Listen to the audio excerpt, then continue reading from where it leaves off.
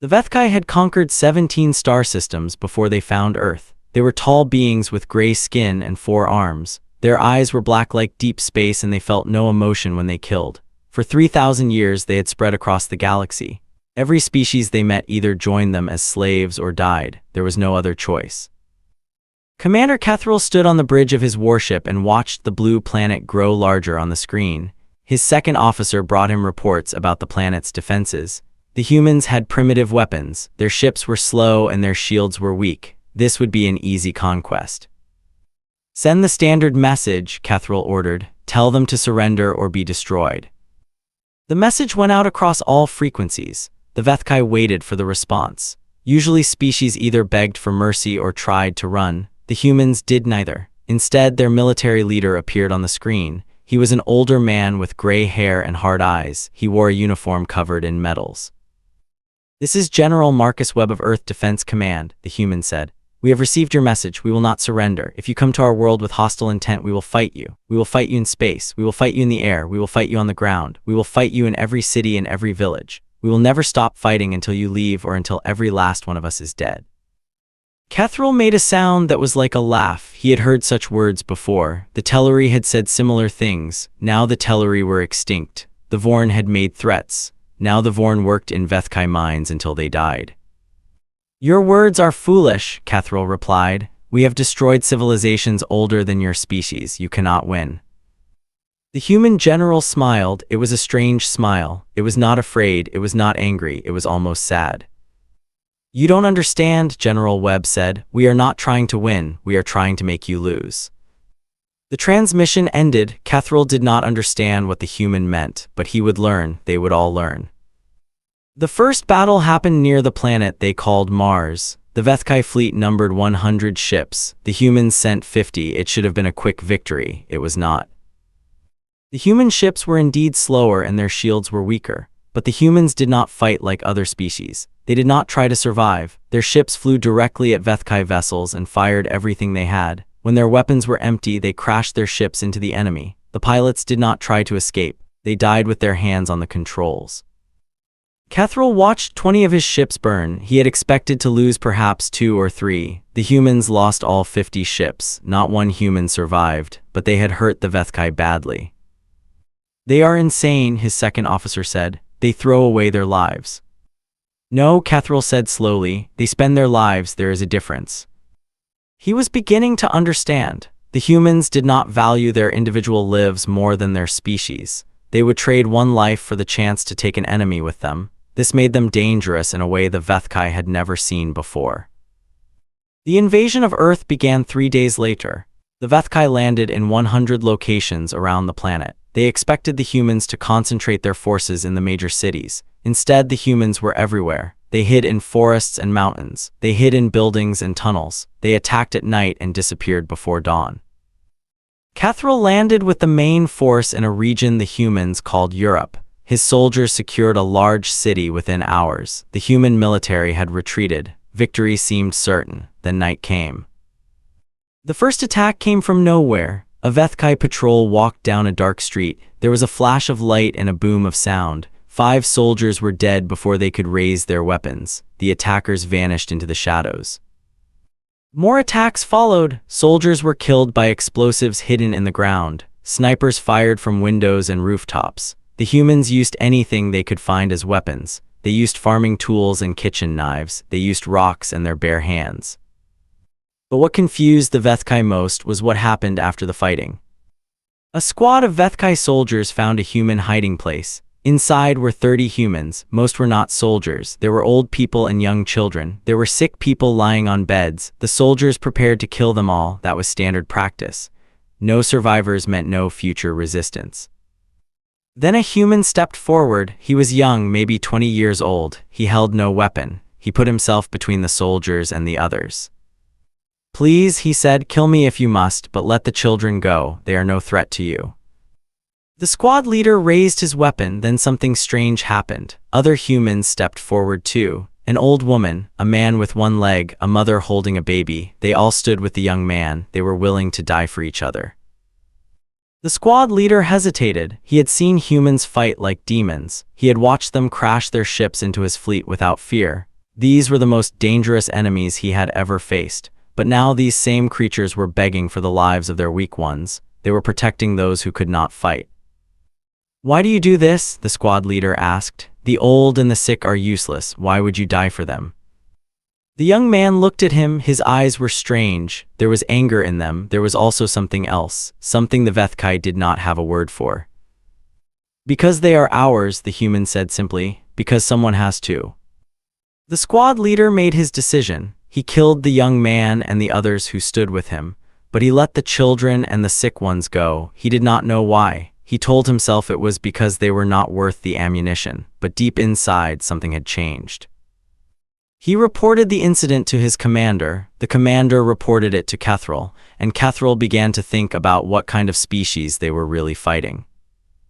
The war continued. The humans did not surrender. Day after day, they fought and died, but they also did things that made no sense to the Vethkai. A Vethkai soldier was wounded and left behind during a retreat. He expected to be killed slowly and painfully. Humans were supposed to be savages. Instead, a human medic found him. She treated his wounds. She gave him water and food. When Vethkai forces came to rescue him, she surrendered peacefully.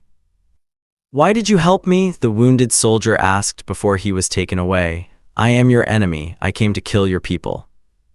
The medic looked at him. Her eyes held that same strange expression, death and mercy together. "You were hurt," she said. "That was enough." Word of such incidents spread through the Vethkai forces. Some soldiers thought it was a trick. Others were not sure. These humans would kill without hesitation in battle. They would crash their ships and blow themselves up to take enemies with them. But then they would risk their lives to save wounded enemies. They would protect their weak ones with their dying breath. The Vethkai had no framework for understanding this. In their culture, weakness was eliminated. The strong survived and the weak died. Mercy was not a concept they knew. Sacrifice for others made no sense.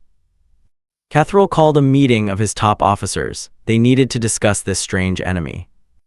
"They are unpredictable," one officer said. "In battle they are fearless and brutal. Outside of battle they show this weakness they call compassion. I do not understand."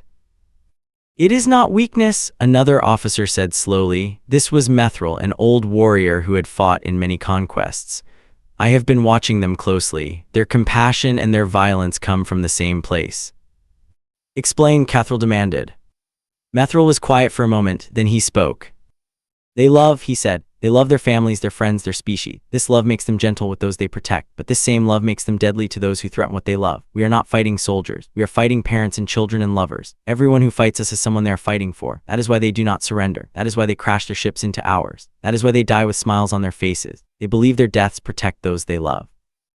The room was silent. This was a concept foreign to the Vethkai. They fought for conquest and power. They did not have anyone they loved enough to die for. "Then we must destroy what they love," Cathrall said finally. "We will kill the weak ones, the children and the old ones. Without them, the warriors will have nothing to fight for." Methril shook his head. "I do not think that will work. It will only make them fight harder. And there is something else, something that worries me more." "What is it?" "Some of our soldiers are beginning to question things. The humans who show mercy to our wounded, who protect their weak ones, who die for each other. These things are affecting our troops. Some are asking why we fight. Some are asking if there is another way." Cathrall slammed his fist on the table. "Then we will punish those soldiers. We will remind them of their duty." But even as he said the words, he felt doubt creeping into his own mind. He had conquered 17 star systems. He had destroyed entire species. He had never felt anything about it. But these humans with their strange eyes that held both death and mercy, they were making him feel something he had never felt before. He did not know what it was, but it scared him. The war was only beginning, and the Vethkai were about to learn that some battles cannot be won with weapons alone. The siege of the human city called New York had lasted for 40 days.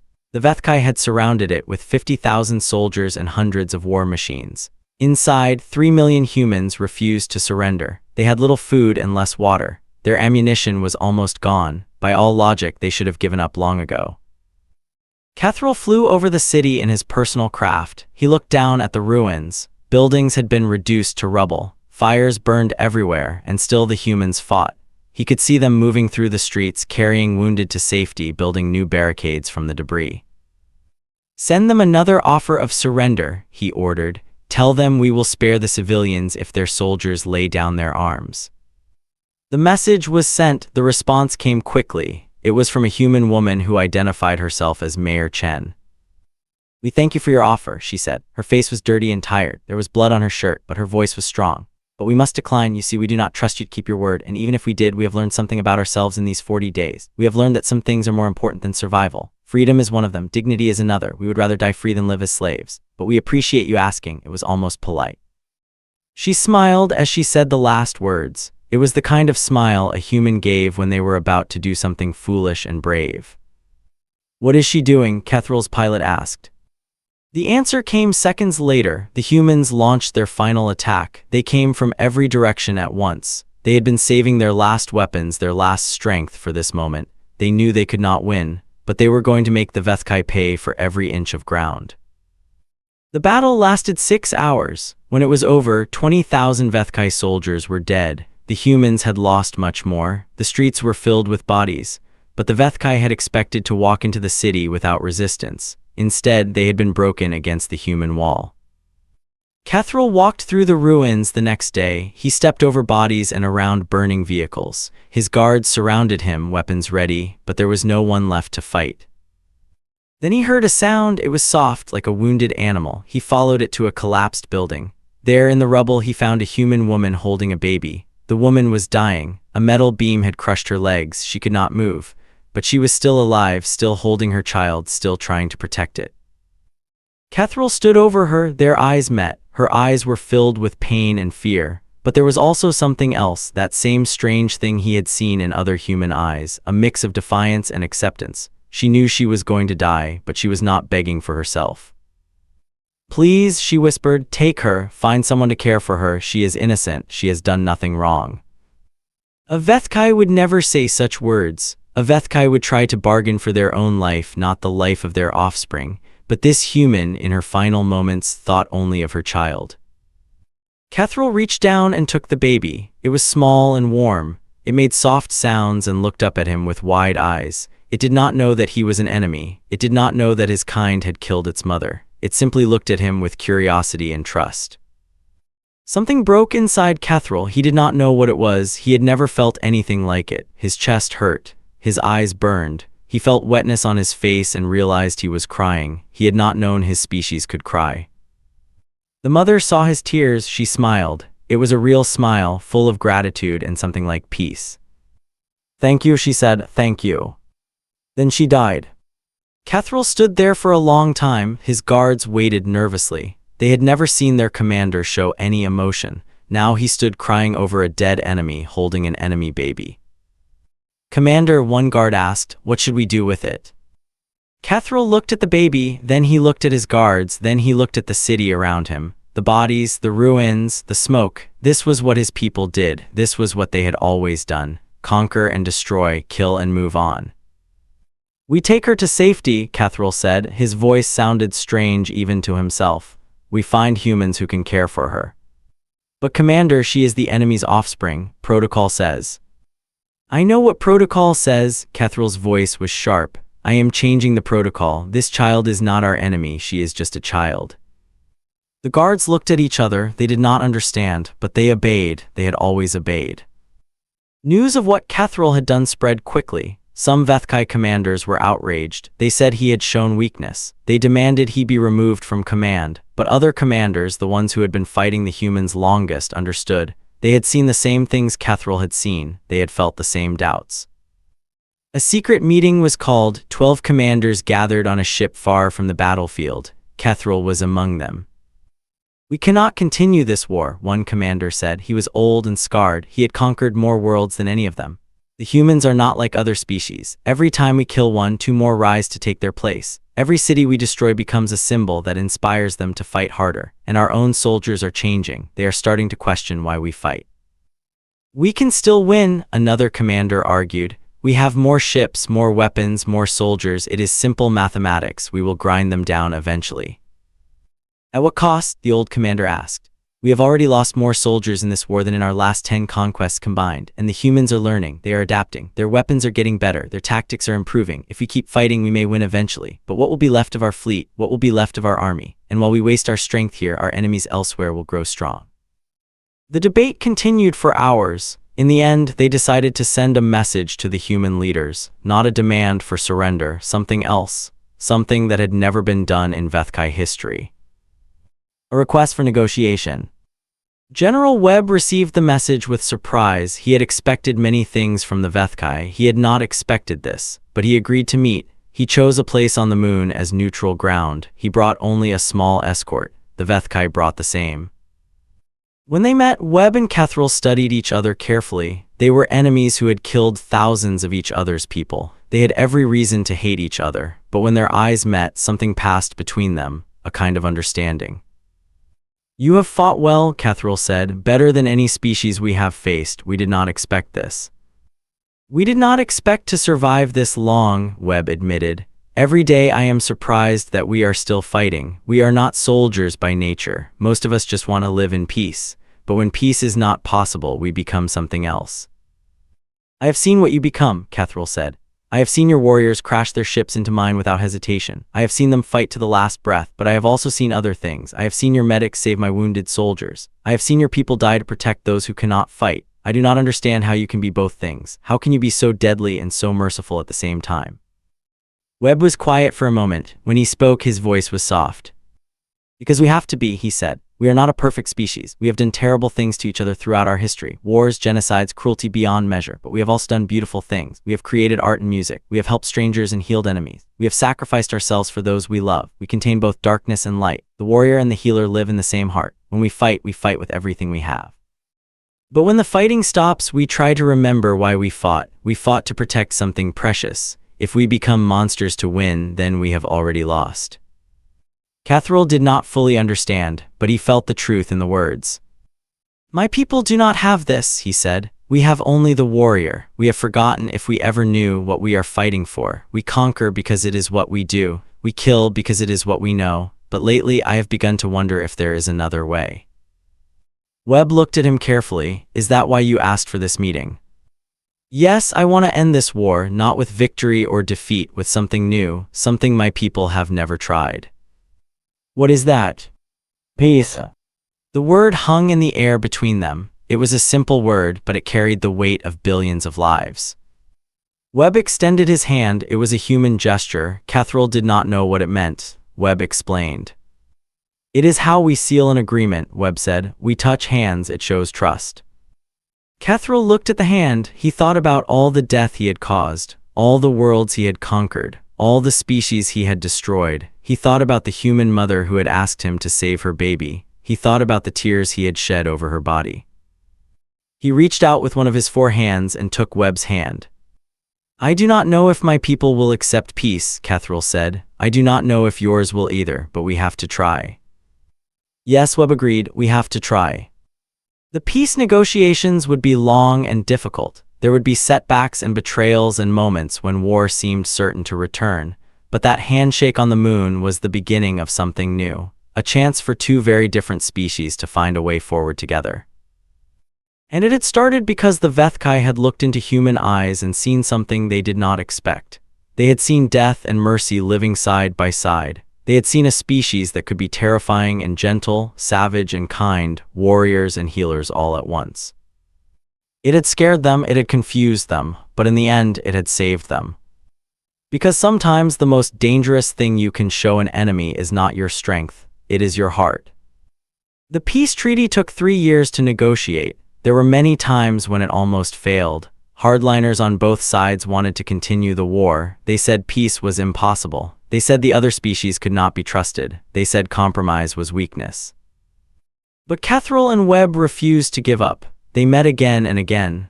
They argued and shouted, and sometimes they simply sat in silence, too tired to speak, but they kept trying, and slowly, painfully, they built something neither of their peoples had thought possible.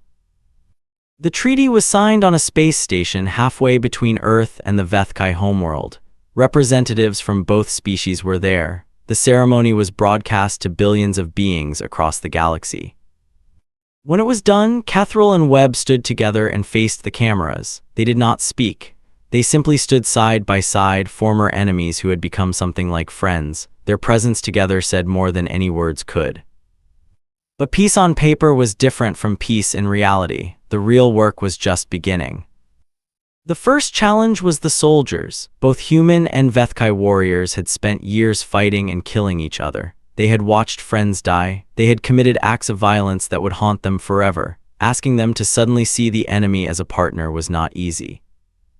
A program was created. Small groups of humans and HFY would work together on joint projects, building things instead of destroying them. It started with simple tasks: repairing damaged cities, cleaning up battlefields, helping refugees return to their homes. The first joint team met on the ruins of New York. There were 10 humans and 10 HFY. They stood on opposite sides of a street and stared at each other. The hatred was thick in the air. These were soldiers who had killed each other's comrades. Some of them still had scars from the battles. Lieutenant Sarah Chen was the human team leader. She was 30 years old. She had lost her father in the war. She had every reason to hate the HFY, but she had been chosen for this mission because she believed in the peace. The HFY team leader was named Vortek. He was younger than most commanders, but he had proven himself in battle. He had also been one of the first to question the war. He had seen too much death. They met in the middle of the street. Neither one extended a hand. Neither one knew what to say. "I lost 20 soldiers in this city," Vortek said finally. "Good soldiers, loyal soldiers, your people killed them." "And your people killed my father," Sarah replied. "He was a doctor. He was trying to save wounded from both sides. One of your soldiers shot him in the back." The words were harsh, but there was something important happening. They were talking. They were acknowledging the pain. That was the first step. "I am sorry about your father," Vortek said. The words came slowly, as if he was not used to saying them. "In my culture, we do not apologize. We do not admit wrong. But I am learning that this was a mistake. We did many things wrong in this war." Sarah was quiet for a moment, then she spoke. "We did things wrong too. I am not going to pretend we were perfect. We were desperate and scared, and sometimes we were cruel. But we are here now. We can choose what happens next." "What do you suggest?" Sarah looked around at the ruined city, the buildings that had collapsed, the streets that were filled with rubble, the places where people had died. "We rebuild," she said. "Together, we show everyone that we can create something instead of just destroying. It will not be easy. There will be days when I want to shoot you and days when you want to kill me. But we keep going, we do the work. And maybe, eventually, we will not want to kill each other anymore." Vortek made a sound that might have been a laugh. "You are very direct. I appreciate that. Among my people, we would spend days talking in circles before getting to the point. I don't have time for circles. I have a city to rebuild." And so the work began.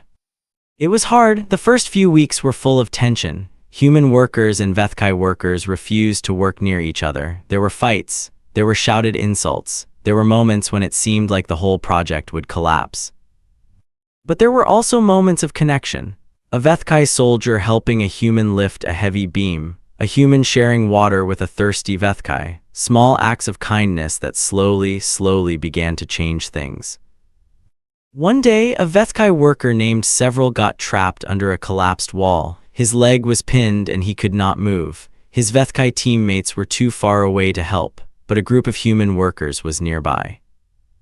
They did not hesitate. They rushed to help. They dug through the rubble with their bare hands. They freed Several and carried him to safety. The whole thing took less than 10 minutes, but it changed everything. Several looked up at the humans who had saved him. His mind was struggling to understand what had happened. "Why did you help me?" he asked. "I am your enemy." One of the humans, a young man named Jackson, shook his head. "You were my enemy, past tense. Now you are just a guy who got stuck under a wall. We don't leave people to suffer, not even former enemies." "But I killed humans in the war. How can you forgive that?" Jackson was quiet for a moment. "I don't know if I forgive you. I don't know if I can, but I can choose to help you anyway. Forgiveness and kindness are not the same thing. I can be kind to you even when I am still angry. Does that make sense?" Several thought about it. In HFY culture, anger and violence always went together. If you were angry at someone, you hurt them. The idea of being angry and kind at the same time was strange. It makes sense, he said slowly, but it is very difficult. Yeah, Jackson agreed, it is, but we do difficult things, that is kind of our specialty. Stories like this began to spread. Both species were watching the joint teams closely. Every success was celebrated, every failure was analyzed, and gradually attitudes began to shift. There were still people who opposed the peace. Some humans formed groups that attacked Vethkai workers. Some Vethkai commanders refused to follow the treaty. Violence erupted in several places. The peace was fragile and easily broken. But each time violence threatened to destroy everything, people on both sides stood up and said no. They reminded everyone of what they were trying to build. They refused to let hate win. Sarah and Vortak became something like friends during this time. They worked together every day. They learned each other's languages and customs. They shared meals and stories. They discovered that they had more in common than they had thought. I used to think humans were weak, Vortak admitted one evening. They were sitting on a rooftop, watching the sun set over the rebuilding city. You are small, your bodies are fragile, you do not have claws or natural weapons. I thought we would crush you easily. And now, Sarah asked. Now I think you are the strongest species I have ever encountered. Not because of your bodies, because of your spirits. You bend without breaking. You fall and get back up. You hold on to hope even when there is no reason to hope. I do not know how you do it. Sarah smiled. Neither do we, honestly. I think it is just stubbornness. We are too stubborn to give up. I am learning to be stubborn too, Vortak said. Before, if something was hard, we would use force to overcome it. If force did not work, we would use more force. Now I am learning that sometimes patience works better. Sometimes you have to wait and trust and keep trying even when everything seems hopeless. That is a very human lesson, Sarah said. I know you are teaching me many human lessons. Some of them are very uncomfortable. They both laughed. It was a strange sound, a human and a Vethkai laughing together. A few years ago, it would have been impossible. Now it was just two friends sharing a moment. The rebuilding of New York took 5 years. When it was done, the city was different from before. It was not just a human city anymore. It was something new. A place where humans and Vethkai lived and worked side by side, not perfectly, not without problems, but together. The dedication ceremony was held in Central Park. Thousands of beings attended. Humans and Vethkai stood together in the crowd. Some of them had fought against each other in the war. Now they watched as Sarah and Vortak cut a ribbon together, officially opening the new city. General Webb and Kethril were there too. They were older now. The war and the peace had aged them both. But they stood together and smiled as the ceremony proceeded. We did this, Webb said quietly. We actually did this. I still do not fully understand how, Kethril admitted. By all logic, this should have failed. There was too much hate, too much death, too many reasons for the peace to collapse. But it did not collapse. No, because of people like them. Kethril gestured towards Sarah and Vortak. People who refused to give up, people who chose hope over hate. I have learned that this is what makes your species special, not your weapons or your tactics, your ability to hope, your ability to see a future where things are better and then work to create it. Webb nodded. We call it optimism. Sometimes it is foolish. Sometimes it leads us into disasters, but it also pushes us forward. It makes us try things that should be impossible. Like making peace with the Vethkai. Yes, like that. The ceremony ended, the crowd dispersed, but the city remained. A monument to what two species could build when they chose creation over destruction. And in the years that followed, more cities were built, more joint projects were started, more friendships were formed. The scars of the war would never fully heal. Too many had died, too much had been destroyed, but something new was growing from the ashes. 20 years after the peace treaty was signed, a new generation had grown up. They had not fought in the war, they had only heard stories about it. To them, peace between humans and Vethkai was normal. The idea of the two species fighting seemed strange and distant. A school was built on the ruins of the battlefield where the war had almost started again. It was called the Unity Academy. Human and Vethkai children attended together. They learned each other's languages, histories, and cultures. They played together and fought and made up the way children do everywhere. One of these children was named Myra. She was the daughter of Sarah Chen and a Vethkai father who had died in an accident when she was young. She was one of the first hybrid children, a mixing of two species that should have been enemies. Myra looked mostly human, but she had her father's eyes, large and dark with a depth that made people look twice. She was 12 years old and she was curious about everything. Her best friend was a Vethkai boy named Kelver. He was the grandson of Vortek. They had known each other since they were bobbies. To them, the idea that their grandparents had once tried to kill each other was almost funny. "Tell me again about the war," Myra asked her grandmother one day. They were sitting in Sarah's apartment, looking out at the city that had been rebuilt from ruins. Sarah was old now, her hair was white and her face was lined with wrinkles, but her eyes were still sharp, still full of the fire that had helped her survive the war and build the peace. "Why do you want to know about the war?" Sarah asked. "Because it is part of my history, part of who I am. I want to understand how we got from there to here." Sarah nodded slowly. It was a good reason, and Myra deserved to know the truth. "The war was terrible," Sarah began. "People on both sides did terrible things. We killed each other without mercy. We destroyed cities and burned fields and turned beautiful places into wastelands. There were days when I thought we would never stop fighting, days when I wanted to give up." "But you did not give up." "No, I did not, because giving up meant letting everyone who had died have died for nothing. It meant betraying the future we were fighting for, so I kept going, even when it was hard, even when I was scared, even when I was so tired I could barely stand." "What changed? What made the peace possible?" Sarah thought about it. It was a question she had asked herself many times over the years. "I think it was the small things," she said finally. "The moments of connection, when we saw each other as people instead of enemies, when we realized that we were not so different. The Vethkai thought they were stronger because they had no emotions, no attachments, but that was actually their weakness. They had nothing to fight for except conquest. We had everything to fight for, our families, our friends, our futures.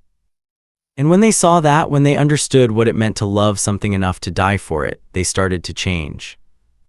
"And the mercy?" Myra asked. "I have heard the stories about humans who saved wounded Vethkai, about the moment when a commander saved a baby from the ruins." Sarah smiled. It was a sad smile full of memories. "Yes, the mercy was important. We showed them that we could be deadly and gentle at the same time. We showed them that strength is not just about killing, it is also about protecting, about healing, about choosing to do good even when you have the power to do harm." And that scared them. It confused them. The Vethkai had never seen anything like it. They did not understand how we could fight so fiercely and then show kindness to our enemies. It made them question everything they believed, and questions are the beginning of change. Myra was quiet for a moment. She looked out the window at the city. She could see humans and Vethkai walking together on the streets below. It looked normal to her, but she knew it had not always been this way. "I am glad the war ended," she said. "I am glad we have peace, but sometimes I wonder if it will last. Sometimes I hear people say that the peace is a mistake, that we should have kept fighting, that we are weak because we chose not to destroy each other." Sarah reached out and took her granddaughter's hand. "Those people are wrong," she said firmly. "Peace is not weakness. It is the hardest thing we have ever done. Fighting is easy. Hatting is easy. It takes courage to stop fighting. It takes strength to let go of hate. What we have built is more impressive than any military victory. We have created something new, something better, and we did it together." "Will it last?" "I do not know. Nothing lasts forever. There will always be people who want to destroy what we have built. There will always be fear and hate and violence, but there will also always be people who choose to hope, people who refuse to give up, people like you, Myra. As long as there are people like you, the peace has a chance." Myra squeezed her grandmother's hand. She felt the weight of history in that moment, the weight of all the people who had died so that she could live, the weight of all the choices that had led to this peaceful world. "I will not let them down," she said. "I know you won't, dear, I know you won't." That night, Myra went to meet Kelver. They had a favorite spot on a hill outside the city. From there, they could see the stars. They liked to sit there and talk about the future. "My grandmother told me about the war today," Myra said. "The real stories, not the simple versions they teach in school." "My grandfather told me too," Kelver said. "A long time ago, he said it was important for me to know where we came from." "Does it ever bother you that our grandparents tried to kill each other?" Kelver thought about it. "Sometimes. It is strange to think about, but I think it makes what we have more valuable. We know what we almost lost. We know how close we came to destroying everything, so we appreciate the peace more." That is a wise way to look at it. My grandfather is wise, I try to learn from him.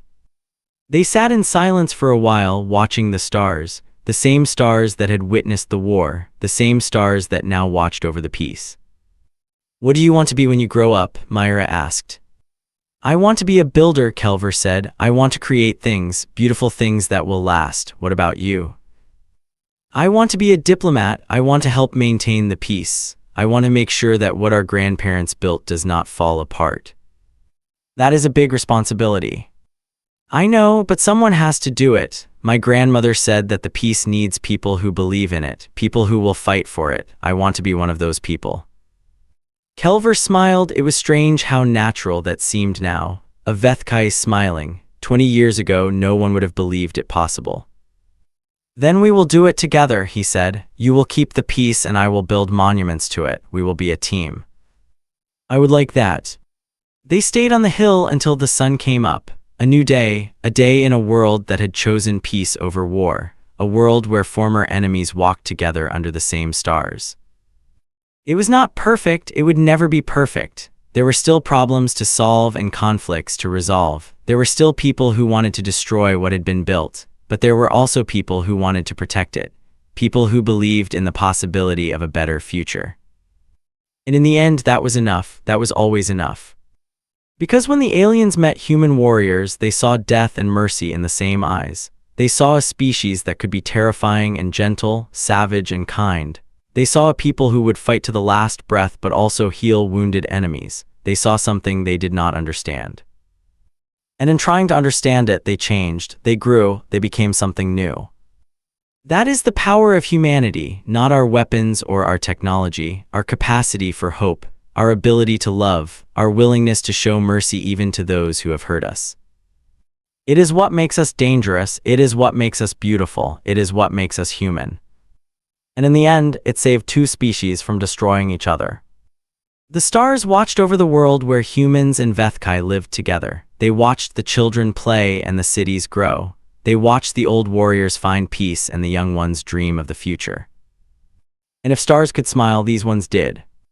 Because they had seen something rare, something precious, something worth protecting. They had seen enemies become friends. They had seen hate become hope. They had seen two species look into each other's eyes and see not just death, but also mercy. And that was the beginning of everything.